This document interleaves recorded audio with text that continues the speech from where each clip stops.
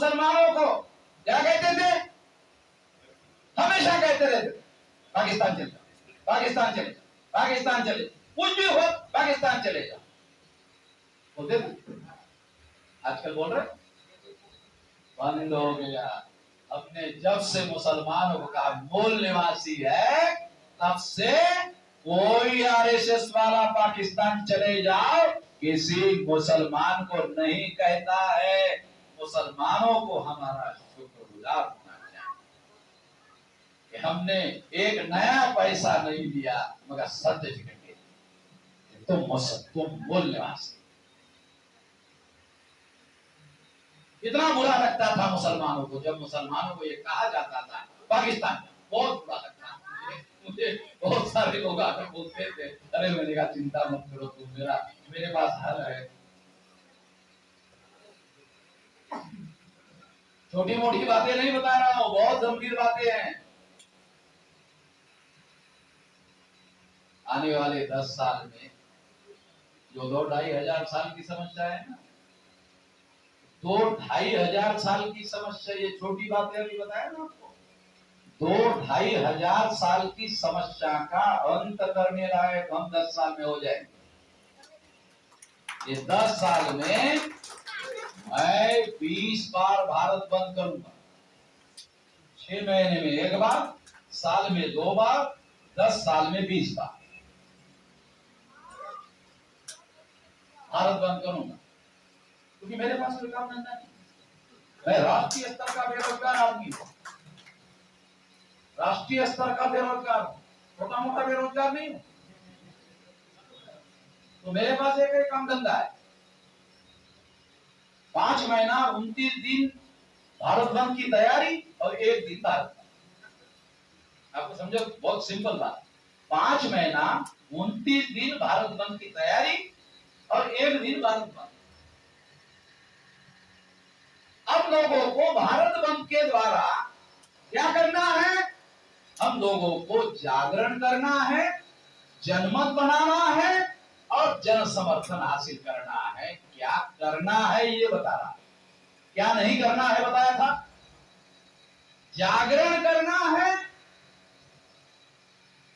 समझ रहे, जागरण करना है और जागरण करने के बाद में उन लोगों को जोड़ना है, उसकी कमेटी बनानी है और लोगों का जनमत बनाना है। हमारे जैसे सोचने वाले लोग तैयार करना है और फिर जन समर्थन हासिल करना है। कोई बस चलाना नहीं है, कोई रेलवे चलाना नहीं है, कोई ऑटो रिक्शा चलाना नहीं है, फालतू बातें। जितना ज्यादा जनमत और जन समर्थन हासिल करोगे उतनी ज्यादा समस्या का समाधान। और 10 साल में जब 20 बार हम भारत बंद करेंगे ना, तो भारत का कोई 85% आदमी नहीं बचेगा जिसको मालूम नहीं होगा, SC ST OBC माइनॉरिटी का, जिसको मालूम नहीं होगा कि उसकी लड़ाई हम नहीं लड़ रहे। सबको मालूम हो जाएगा कि हम उसकी लड़ाई लड़ रहे हैं और जब मालूम हो जाएगा तो वो हमारे समर्थन में खड़ा हो। जब उनकी लड़ाई लड़ रहे हैं तो दूर क्यों रहेगा? उसके विरोध में होने वाले अत्याचार अन्याय की लड़ाई जब हम लड़ रहे हैं तो हमारे समर्थन में क्यों नहीं खड़ा होगा? कोई वजह नहीं है, ये खड़ा नहीं होगा, मेरे समर्थन में खड़ा हो जाएगा। और जो घर में रहेगा, फिजिकली समर्थन में होगा, जो घर में रहेगा वो भी मेंटली हमारे समर्थन में रहेगा, तो दुश्मनों के कैंप में शामिल नहीं होगा। और इस तरह से 85% लोग जब सारे देश भर में हमारे समर्थन में इकट्ठा हो जाएंगे और जब इकट्ठा होकर सामूहिक रूप से 85% लोग पेशाब करेंगे तो सारे पेशाब में बह जाएंगे। इसलिए मैं एडवांस बुकिंग में आपको बोल रहा हूं कि सामूहिक रूप से पेशाब नहीं करना,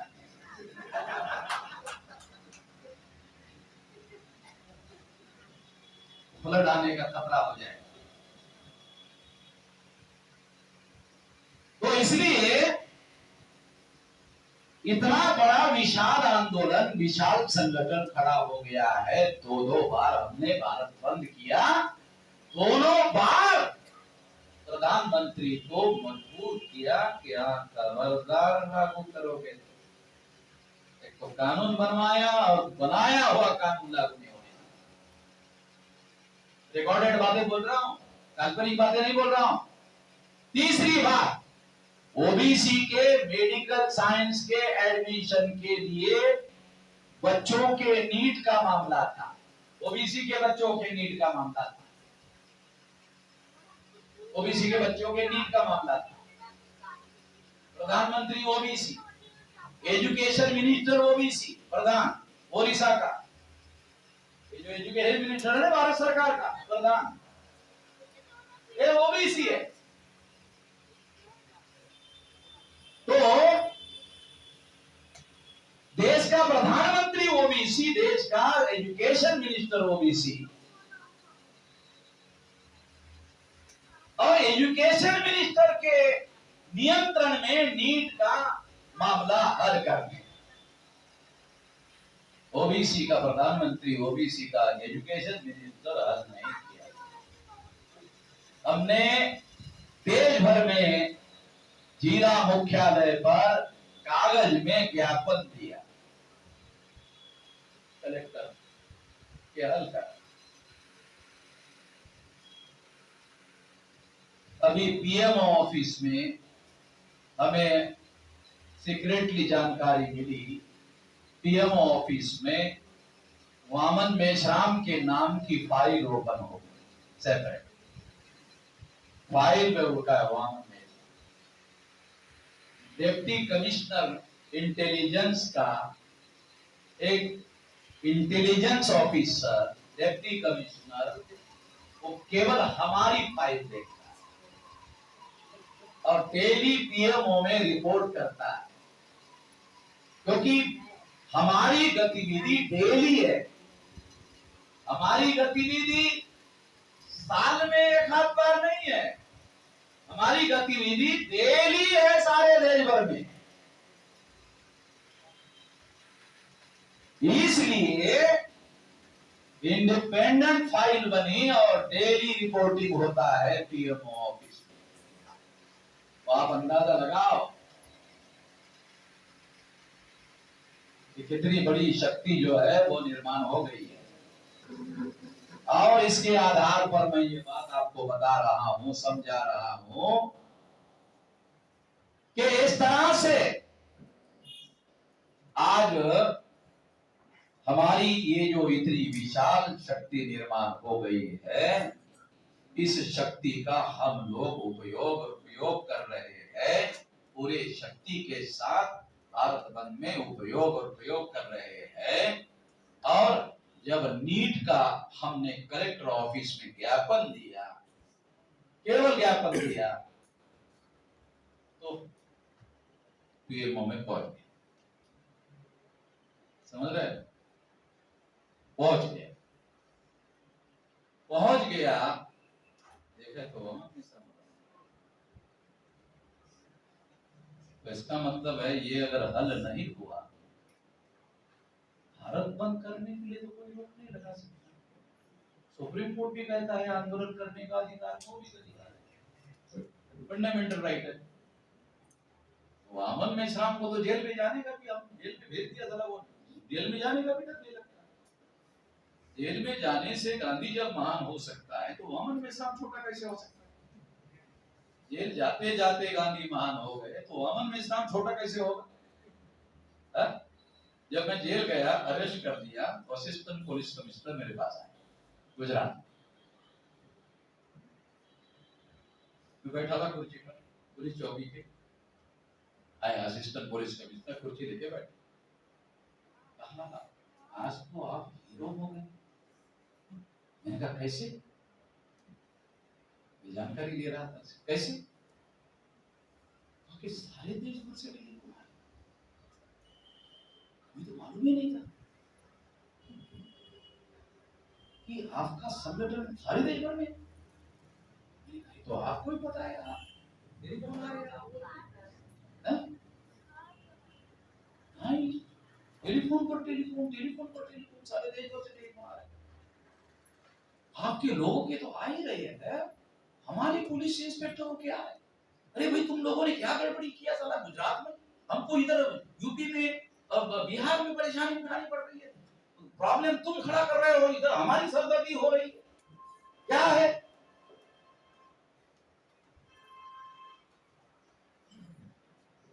तो वो असिस्टेंट पुलिस कमिश्नर मुझे बोलता है अहमदाबाद गुजरात में, मैंने कहा क्या गांधी अकेले गांधी ने ही हीरो होने का ठेका ले रखा है, हमने हीरो होने तो आपको मिर्ची लग रही क्या है?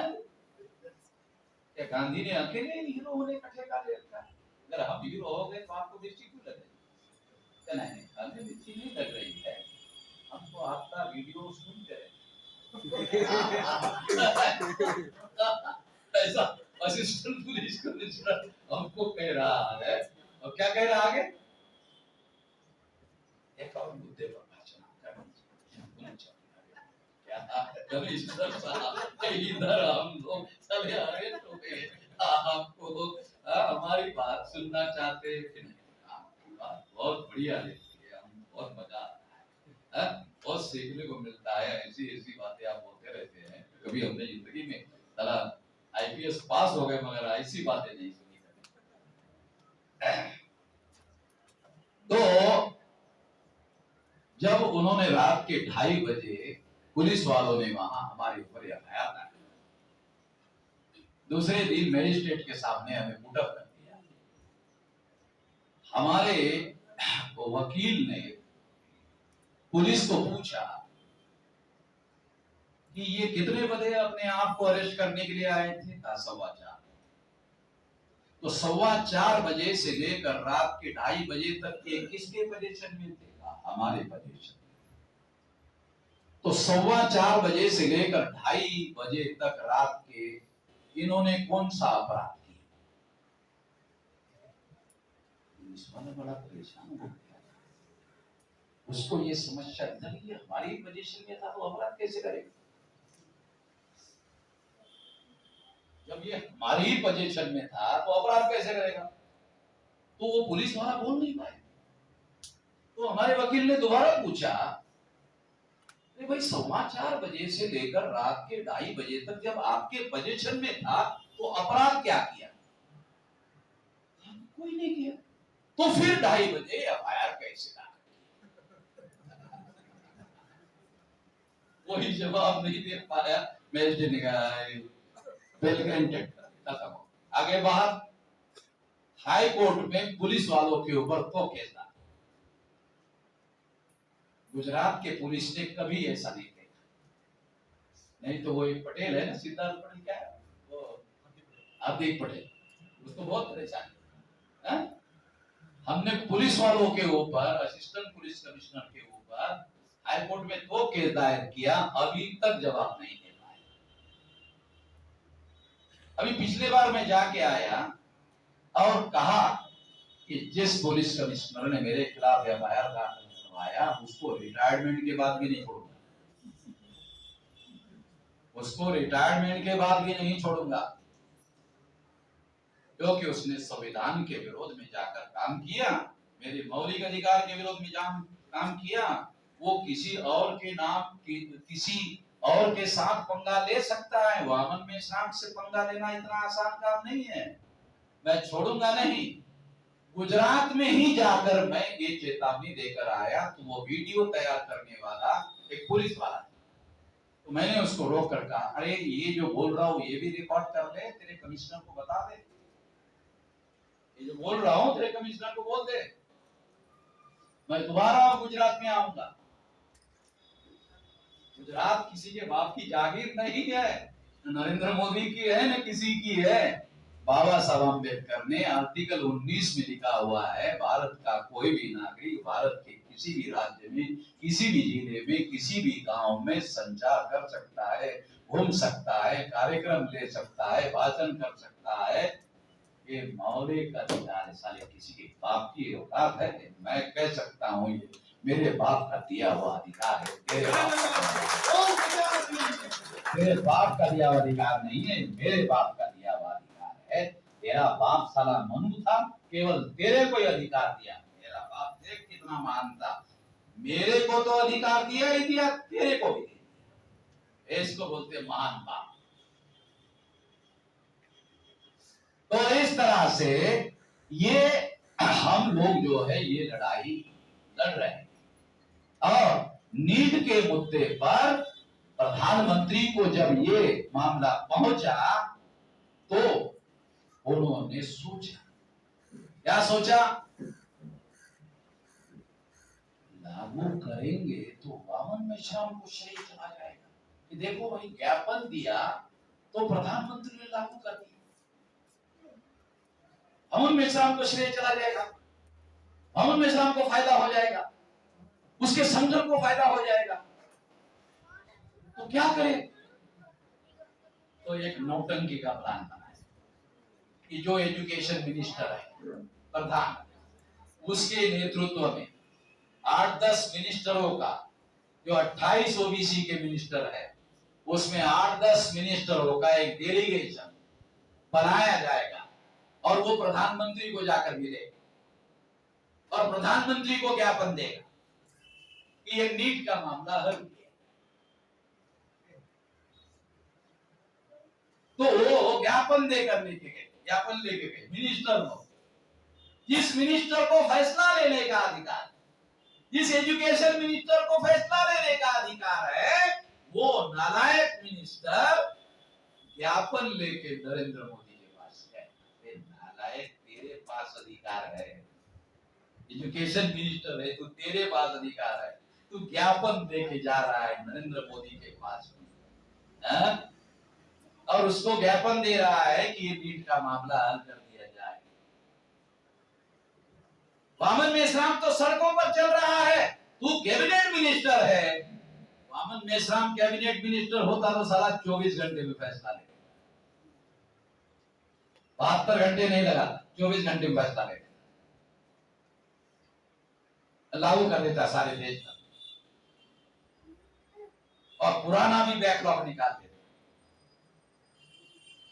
50 साल का बैकलॉग निकालता, ऑर्डर कर दिया इतना है।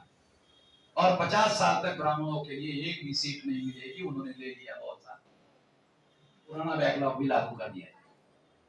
कानून में सब कुछ जायज किया जा सकता है, कानून बनाओ। जब तुम्हारे पास बहुमत रहेगा पार्लियामेंट में, कानून बनाओ, कानून बनाकर बैकलॉग भरने का अभियान शुरू कर दो, कर सकते हो, कानून बनाकर हर चीज कर सकते हो।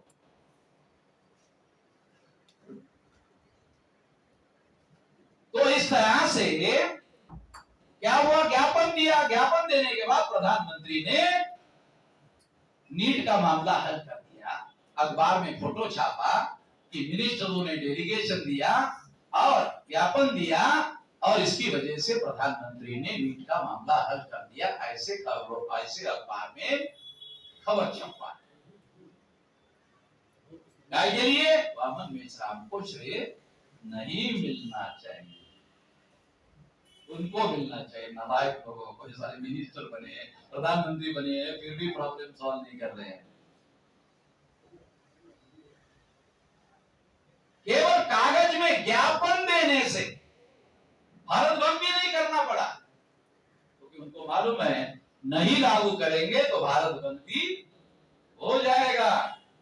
इसलिए उन लोगों को इस पर भी निर्णय करना पड़ा। आज तक मैंने जिस किसी मामले में हाथ डाला, कोई प्रॉब्लम में मैंने हाथ डाला और वो हल नहीं हुआ, ऐसा एक भी प्रॉब्लम नहीं। अभी एक किस्सा आपको बताता हूं। मुजफ्फरनगर मोहम्मद कामिल नाम का एक मुसलमान को पुलिस वालों ने घर से उठाकर लेके जा रहे थे।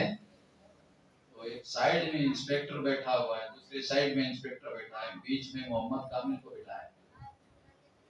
डीआईजी का टेलीफोन आया, इंस्पेक्टर के डीआईजी का टेलीफोन आया। अब सटा हुआ आदमी बैठा है, तो टेलीफोन अगर कान पर लगा हो तो 10-15% आवाज बाहर भी आ जाता, आता कि नहीं आता? तो डीआईजी क्या बोल रहा था इंस्पेक्टर को? जानते हो मोहम्मद आमिर किसका आदमी है? वो मोहम्मद मेहसाम का आदमी, ध्यान रखना। मौलाना क्या बोल रहा है? डीआईजी, डीआईजी समझते हो क्या है? Deputy inspector general. क्या बोल रहा है? वो मोहम्मद मेहसाम का आदमी है, मोहम्मद कामिल, ध्यान रखना। हाँ ठीक है ना? तो वो उसको भी आवाज आ रही, वो बीच में बैठा हुआ। और फिर शाम को उसी गाड़ी में बिठाकर इंस्पेक्टर ने सम्मान के साथ घर वापस घर में पहुंचा। क्या है समझ में बोला? जिस गाड़ी में उठाकर लेके गए उसी गाड़ी में बिठाकर सम्मान के साथ घर के दरवाजे पे उतारा।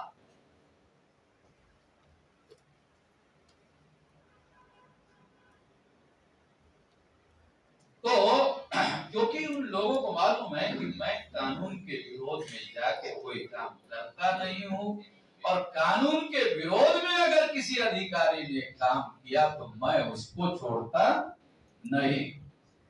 सिंपली हाई कोर्ट में लेकर जाता हूं। हाई कोर्ट में मुझे किसी वकील को फी देनी नहीं पड़ती है। मैं ही वकीलों से चंदा लेता हूं, वकीलों को पैसा नहीं देता, वकीलों से चंदा लेता हूं। अजीब किस्म का हमारा संगठन। वकील सारे दुनिया से पैसा लेते हैं, मैं वकीलों से पैसा लेता हूं।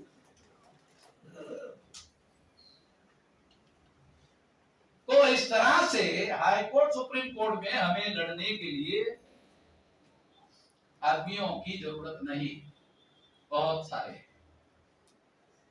और ऐसा करने के लिए वो बहुत सम्मान मानते हैं कि अरे वहां में सामने हमको कोई काम दिया,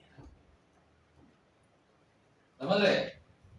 तो इसलिए सारे देश भर में हम अपने लोगों की संवैधानिक दायरे में रहकर लड़ाई लड़ रहे हैं। संविधान के बाहर जाने की कोई जरूरत नहीं।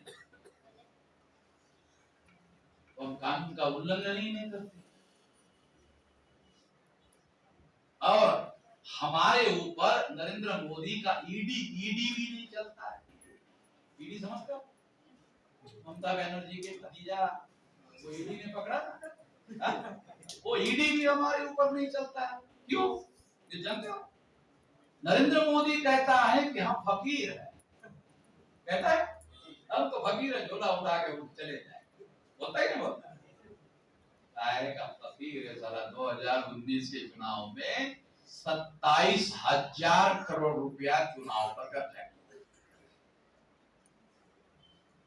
नरेंद्र मोदी ने 2019 के चुनाव में 27,000 करोड़ रुपया खर्चा किया। वो फकीर है, वो फकीर है।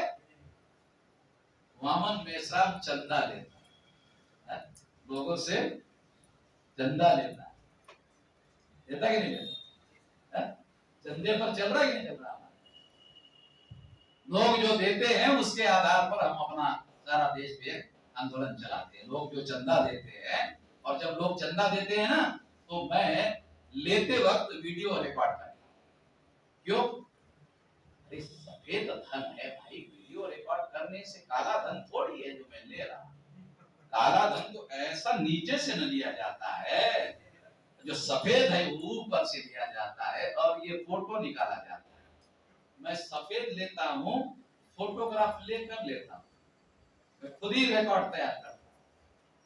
तो किसी को मेरे खिलाफ कोई ईडी फीडी चलाने का कोई मामला इधर चलाया नहीं जा सकता।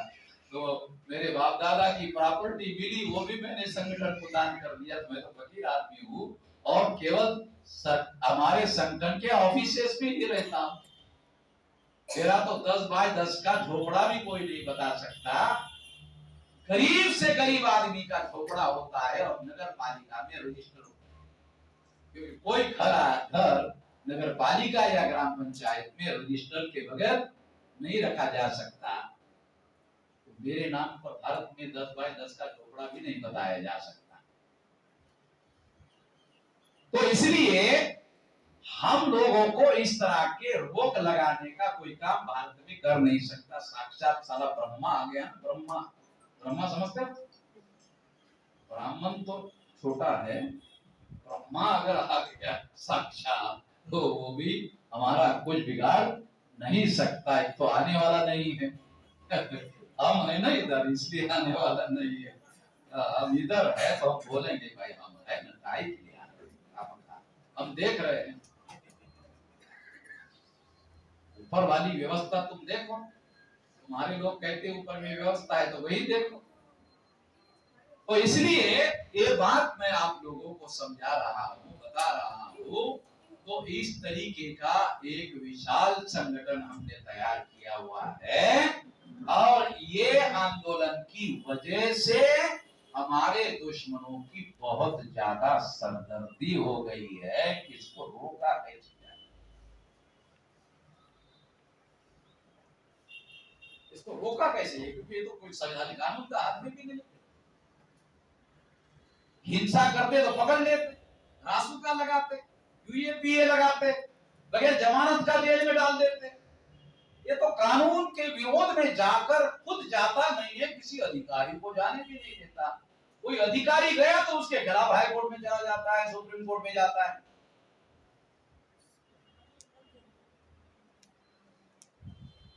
वो एक किस्सा आपको बताता हूं कि ठाणे जिले का आईपीएस ऑफिसर ने हमारे कार्यक्रम को अनुमति नहीं, तो वहां मुंब्रा में मुस्लिम पर्सनल लॉ बोर्ड की बहुत बड़ी रैली थी। तो वहां के नौजवानों ने वो कमेटी बना करके वो कार्यक्रम किया, और कार्यक्रम का पर्चा छापने के बाद दोबारा आईपीएस ऑफिसर को जाकर दिया, तो देखा कि पर्चे में तो वामन मेश्राम का नाम, कहा कि वामन मेश्राम भी आ रहा है। हाँ, पार्टी अध्यक्ष, हाँ भी जानते हो राष्ट्रीय अध्यक्ष। कहा कि इसको बोलने के लिए समय मत देना। नहीं, वो तो राष्ट्रीय अध्यक्ष भाई, उसको समय समय कैसे नहीं दे सकते? नहीं, मैं बोल रहा हूँ ना, समय मत देना। साहब वो हमारी औकात नहीं है समय ना देनी। तो उन्होंने सलाह दिया आईपीएस ऑफिसर को, साहब आप ये तो मैं मना नहीं कर सकता। आईपीएस ऑफिसर को मैं मना नहीं कर सकता। कहा क्यों? मेरे को तो हाई कोर्ट का नोटिस आया है वहां के साथ, वो तो मुझे हाई कोर्ट में जवाब देना, मैं कैसे मना कर सकता? मैं तो आपको ऑफ द रिकॉर्ड बोल रहा हूँ, उसको बोलो भी मत, और मिस आपको बोलो भी मत, तो यही बात सुप्रीम हाई कोर्ट में लेके जाएगा। पहले ये केस मेरे ऊपर है, ऐसा बोल, ऐसी मैं बोल रहा हूँ, ये भी केस बनता है, ये भी केस बनता है। वामन मेश्राम बड़ा अजीब आदमी है, क्योंकि ये संविधान के विरोध में, मैं आईपीएस ऑफिसर हूँ, तो ये संविधान में ऐसा सलाह नहीं दे सकता किसी को। मगर तुम लोग जो है अच्छे लड़के हो, तो इसलिए मैं तुमको बोल रहा हूँ, ये उसको मत बोलना। अब उसको क्या मालूम था, वो तो जानकारी मेरे पास आ गई, क्योंकि उन्होंने दूसरे जो मुस्लिम लीडर थे उनको बताया, उन लीडर ने मुझे बताया। तो मैं आप लोगों को